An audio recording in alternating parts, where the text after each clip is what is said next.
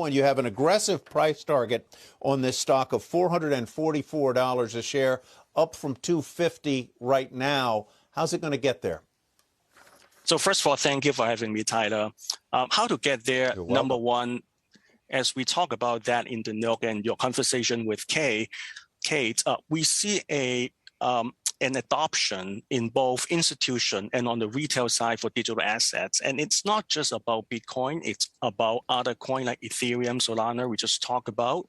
And we see, and what we are going to predict is we predict more and more institutions will invest in Bitcoin or maybe even stablecoin to earn yields. On the retail side, what we are predicting is we see more and more options are being offered to consumer for consumer payment. For example, you may be able to use crypto debit and credit card next year. So as a retail individual, I could be using it. Institutions, corporate treasuries may be carrying it on their balance sheets as a way to store cash, right?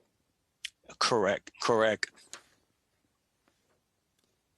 So let's move on to other things. I note that you don't not only like Coinbase, but there are a lot of other financial service companies like NASDAQ, like CBOE, that are on your favorite list for next year. Why are you concentrating there? What do you see in that space that excites you? And I know one of the things is the potential for M&A activity. Exactly. So other than Coinbase, the other topics for us are NASDAQ and NDAQ and also S&P Global. Both of them are high quality compounders. They generate very high margin. They also generate very high cash flow. What we are seeing from this business are, first of all, they aren't impacted by COVID. They provide mission critical activities. So they are still up and running during COVID. The second point is they're not impacted by supply chain constraints because of the reason we just mentioned, and they can also run their business electronically. And that's why we don't see the challenges we saw from other sector that would impact those names like NASDAQ and CBOE and also S&P. And by the way, they are also a wonderful business that has multiple MVPs that can continue to grow their earnings through some tailwinds like KYC AML, which is growing at 25% plus, and also ESG for S&P. They actually grow the ESG revenue by 50% this year.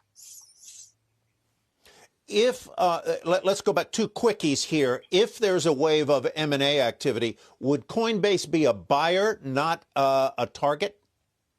Yeah, so Coinbase had $6.4 billion on the balance sheet, and they generate about 47% EBITDA margin. So they generate massive cash flow. They have a lots of cash on the balance sheet.